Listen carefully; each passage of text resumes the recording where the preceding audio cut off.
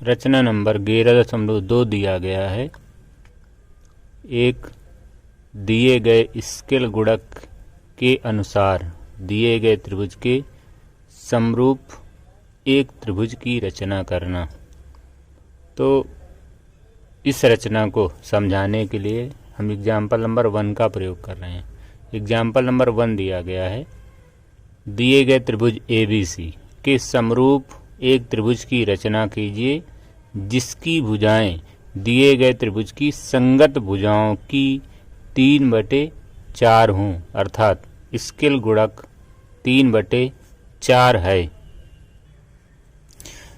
कोई त्रिभुज ABC दिया गया है, तो ABC के समरूप त्रिभुज की रचना करनी है। तो सबसे पहले बिंदु A से न्यून कोण बनाती हुई नीचे की ओर एक रेखा खींचें। न्यून कोण बनाती हुई AX रेखा। तो इस तरह से हम न्यून कोण बनाती हुई AX रेखा खींच लें और ऊपर अनुपात दिया गया है या स्केल गुणांक दिया गया है 3/4।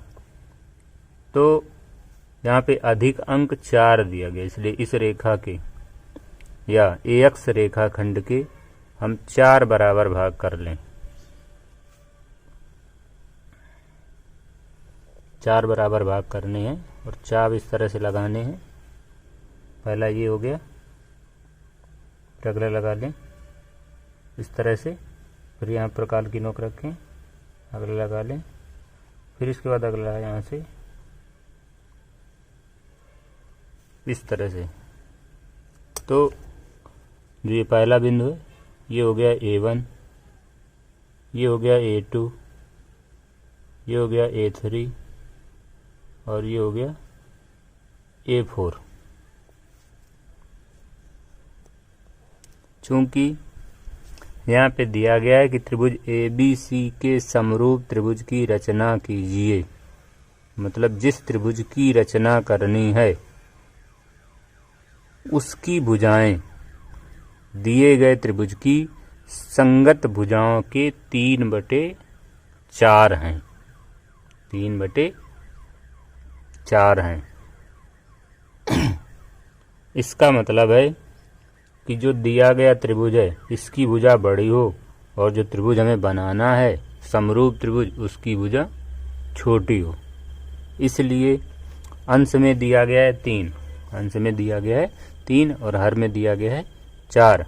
इसलिए A3 को बिंदु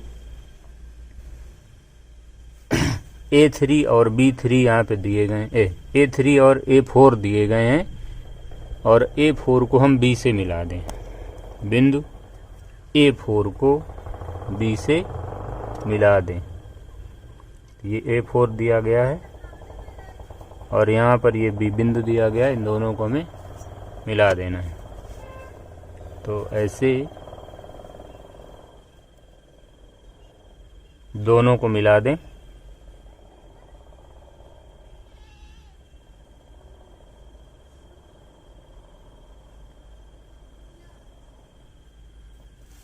A4 को हमने मिला दिया। अब जो है ऊपर यहाँ पे अनुपात दिया गया था 3/4, तो ज़्यादा भाग वाले हमने कर लिए यहाँ पे। तो 3/4 दिया गया था, इस वजह से हमने AX के 4 बराबर भाग किए। पहला भाग हो गया A1, दूसरा A1 A2, तीसरा A2 A3 और चौथा A3 A4। अब हमें A3 से बिंदु A3 से A4 B के समांतर रेखा खींचनी है। बिंदु A3 से A4 B के समांतर रेखा खींचनी है। तो समांतर रेखा खींचने के लिए ध्यान से देखें किस तरह से समांतर रेखा खींचनी है। बिंदु A पर बने हुए कोण को बिंदु A3 पर, बिंदु A4 पर बने हुए कोण को हमें बिंदु A3 पर बनाना है, अर्थात बिंदु A4 पर बने हुए कोण का संगत कोण हमको यहाँ पे A3 पर बनाना है। तो इस तरह से संगत कोण बनाना कल बताया था, ऐसे चाप लगा दें यहाँ पे।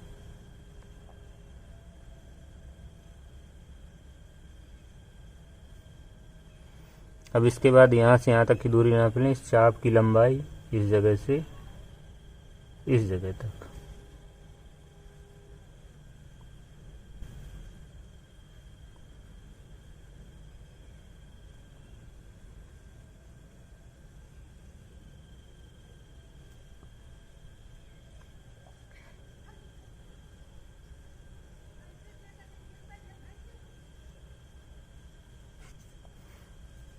अब यहाँ पे रखें प्रकाल की नोक।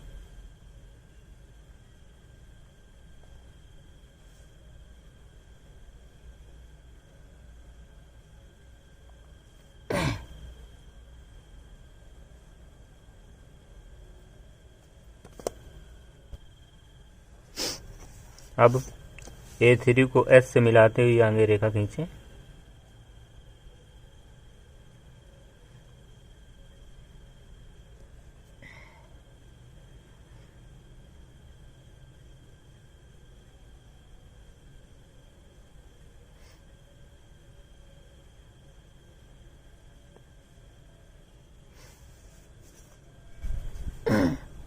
तो यहाँ पर जो ये बिंदु मिला, ये बिंदु मिल गया B डैश, ये बिंदु मिल गया B डैश।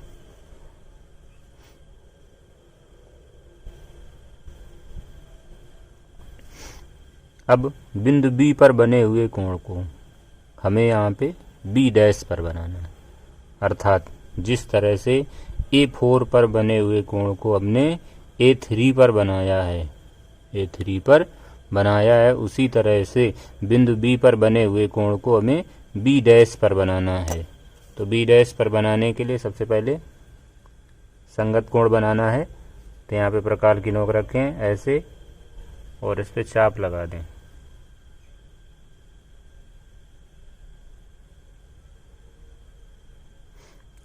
फिर वही चाप यहाँ पे रखें और इस पे लगा दें।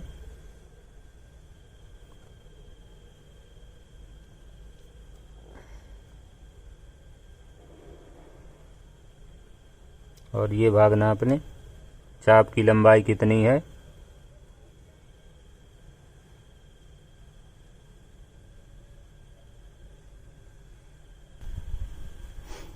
तो ये चाप नाप लें यहाँ पे।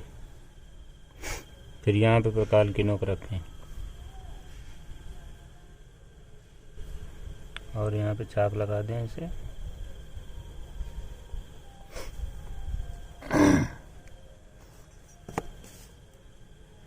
फिर बिंदु B डैश को आगे मिलाकर के ऐसे बढ़ा दें।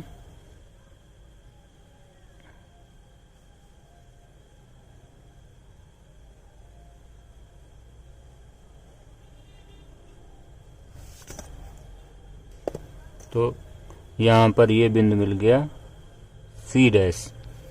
इस प्रकार से हमें त्रिभुज प्राप्त हुआ AB डैश C डैश, जो दिए गए त्रिभुज ABC के समरूप है, जिसकी भुजाएं दिए गए त्रिभुज की भुजा की 3/4 हैं। अर्थात यहाँ से यदि हम निकालना चाहें तो आ जाएगा AB डैश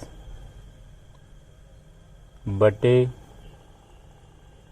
AB बराबर 3/4 या AB डैश बराबर 3/4 AB। इसी तरह से शेष भुजाओं के लिए रचना देखें। सर्वप्रथम बिंदु A से AB के साथ न्यून कोण बनाती हुई AX रेखा खींचा। ये AX रेखा दी गई है, AX रेखा खींचा। फिर AX रेखा के 4 बराबर भाग, क्योंकि ऊपर दिया गया था कि 3/4 हो, तो इस रेखा के AX के 4 बराबर भाग।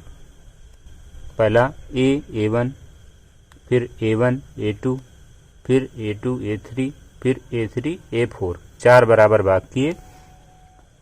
स्केल गुणक 3/4 के आधार पर A4 को B से मिलाया, A4 को B से मिला दिया। तो ये A4 दिया गया था, ये B दिया गया, इसको हमने मिला दिया।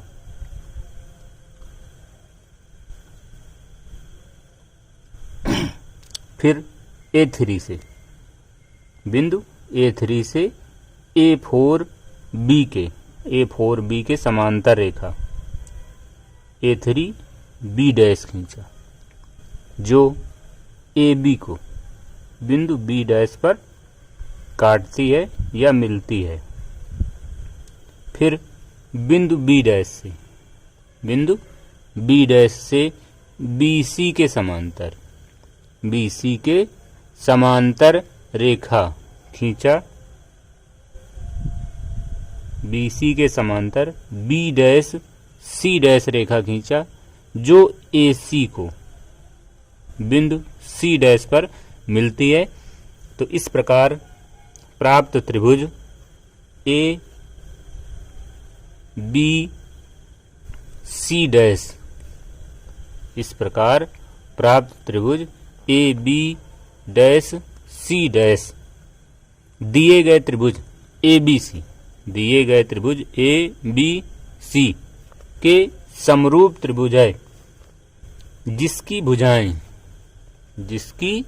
भुजाएं दिए गए त्रिभुज की संगत भुजाओं की 3/4 हैं, जिसकी भुजाएं दिए गए त्रिभुज की संगत भुजाओं की 3/4 हैं।